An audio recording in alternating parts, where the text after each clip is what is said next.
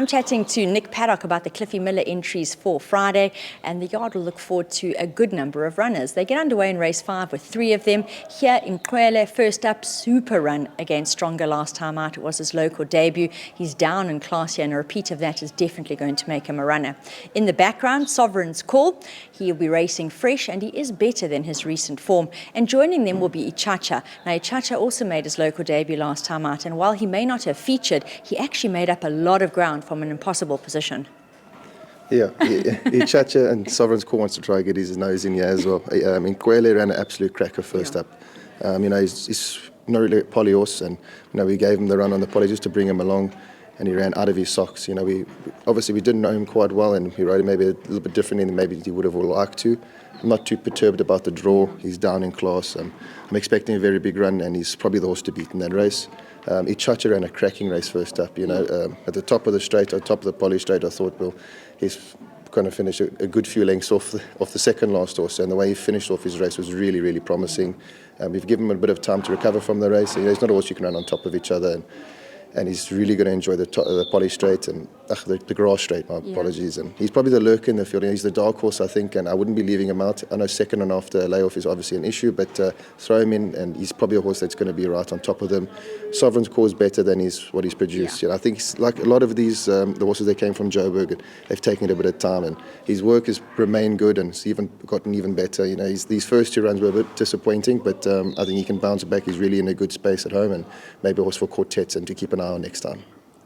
In race 7, we'll see Silvano's Song in action. Now, this chap will be starting in the Eastern Cape for the first time, and he's well down in class. Yeah, his first 2 efforts were a little bit disappointing, but I think back on grass will probably suit him. I don't think he enjoyed the poly at all. Down in class with the weight off his back. Long straight will suit him. Hoping for a bit of improvement because he is better than that. He's really looking good at the moment. His coat's in a good space, so hoping for the best. This chap is very busy this morning. 4 runners in race 8. We're going to start with Crowned Hornbill, who is another who's going to appreciate being down in class and can get closer. He'll be joined by Larius Lacus, who's back off a break. Yeah, Larius is off an enforced break, and we gave him a little bit more time as well, just to mature a bit, and we put a bit more weight on him, and he's really he's furnished into a nicer looking horse and a more rounded horse. And we're hoping he brings that first win, just to try and build on that. His next 2 a little bit disappointing. Down in class, I think he's got a deserved rating drop. Hoping he can show a little bit more promise. Crowned Hornbill's been very frustrating. His last effort wasn't bad considering his nose hit the ground, or hit the poly track, to be fair.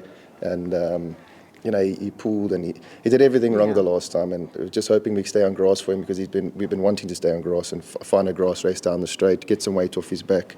Again, horses that you have to throw in. He's just one of those that he's always there and thereabouts without striking, and on his best day we probably win in this type of field. So include him at a big price. And then they'll be joined by Wordsworth. He's another who's going to hope that we do stay on grass, because track and trip, he's really, really well suited, and that does catch the eye here. He'll be joined by Griffin Park. Griffin Park is doing really well at home.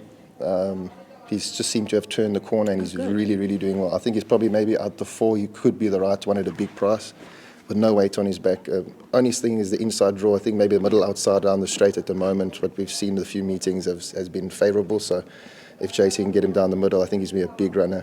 Do not leave him out at all. He's the dark horse in the race. Okay. Wordsworth, again, like you say, track and trip suits. His last run, I thought, against Stronger was a cracking effort. Yes. Kachedi back on. If he can reproduce a run like that in this type of field, he'll definitely be right on top of them.